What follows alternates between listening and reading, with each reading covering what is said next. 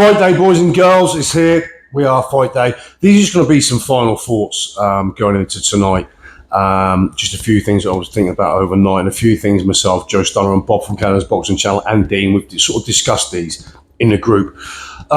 First of all, Daniel Dubois' constant saying by any means necessary. Now, everyone is saying, we all agree that Daniel Dubois has to educated pressure Alexander Usyk early, not let Alexander Usyk get into his rhythm, because as soon as Alexander Usyk gets into his rhythm, he owns you generally from that point on. But the any means necessary seems to be the only thing that Daniel Dubois is talking about.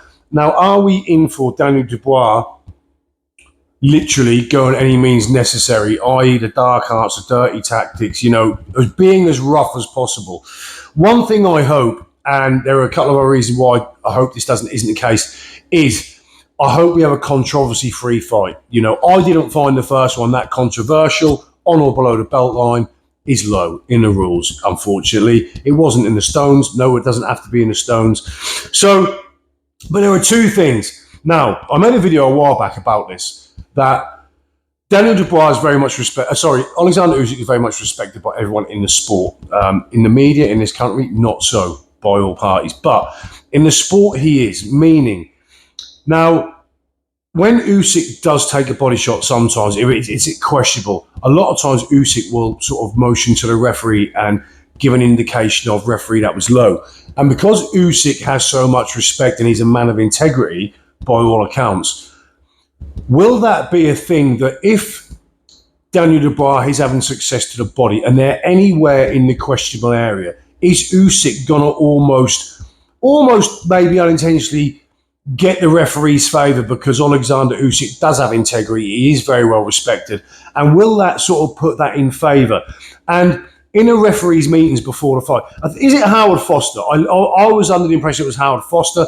I've looked online this morning and I can't find a definitive answer. But we all know Howard Foster's history. George Groves, Carl Froch, say no more. We're all very well versed in the career of Howard Foster. But you are going to have Team Usyk's camp who are going to be on the referee. In the referee's meetings, they are going to be saying, you need to watch Daniel Dubois' low punching, you need to watch Daniel Dubois' other tactics, but essentially, Daniel Dubois has a history of punching low. I'm under the belief that a lot of this is down to, not intentional, but Daniel Dubois throws his body shots, even on the inside, he throws them quite long, meaning they don't arc up quick enough to land in the legal area above the navel. You find if he short his punches up and bring them up a bit, on a shorter trajectory, he'd be in a better position. But you're going to have Team Usyk, no doubt going to be saying to Howard Foster, if it is Howard Foster, in the referees' meetings, they're going to be emphasising the need for Howard Foster to watch the low blows by Daniel Dubois. On the other hand, you're going to have Team Dubois and Dubois saying, look, we should be able to throw body shots. Usyk is going to complain about body shots. He's going to call them low, and Usyk is going to indicate the body shots are low when possibly they may be good. So you're going to have both camps firing Howard Foster, if it is Howard Foster, with two different narratives, of which Howard Foster is then going to go to the ring. Is there going to be some cognitive dissonance or some confliction in Howard Foster in, am I gonna call these completely objectively, or am I gonna be influenced by either camp? One saying we need to be allowed to go to the body and go to the body without Usyk complaining, and then us being penalised for low blows, which are possibly going to be borderline because Usyk is complaining. And then you're going to have Team Usyk saying to Howard Foster, you're going to have to watch the low blows. You're going to have to watch the low blows. He goes to the body intentionally, and we can't have that. We need a fair fight. So you're going to have two completely polar narratives going into this, all falling at the hands of Howard Foster. And when the bell goes and we have the first incident with a body shot or a low shot or a borderline low shot, is this going to be an area of contention? Is this going to be an area of controversy? I hope not, because we don't need the fight marred by that. But knowing Howard Foster's previous for early stoppages, debatable stoppages, contentious stoppages, is this going to be an issue? Because these are going to be, I would imagine, in a referee's meeting, when he visits each camp and any issues are raised at that point, These are, for me, going to be the main topics, the main narratives that are going to be raised by either side.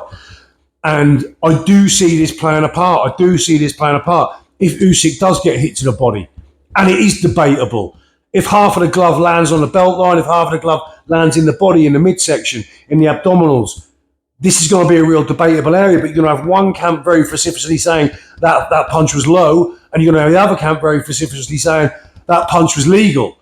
And I do think we're going to see this come into play tonight in this fight. I hope it doesn't, but I can't get the idea out of my head, because one camp is going to be arguing very strongly one way, and the other camp is going to be arguing very strongly the other way. And this is then going to fall on the referee and the referee alone in Howard Foster, if it is Howard Foster. So I hope that doesn't happen, and I hope that doesn't play a part. But I do see it playing a part. I don't see any other way that doesn't play a part, because Daniel Dubois is going to go to the body.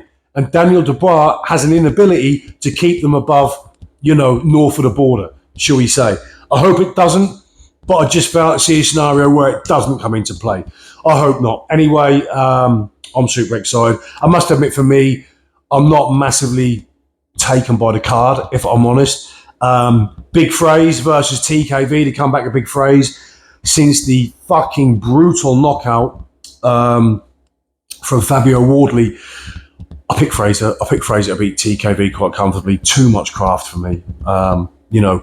Joe Stunner said this last night. I think he said it on his live stream that Joe Stunner is... Joe Stunner's definitely world level. Big Phrase isn't world level, not yet, probably not going to be, but he's a very competent, you would say, European level fighter, and I think he's got way too much craft for Jamie TKV. But let's go, in the words of Daniel. Anyway, I'll see you all soon.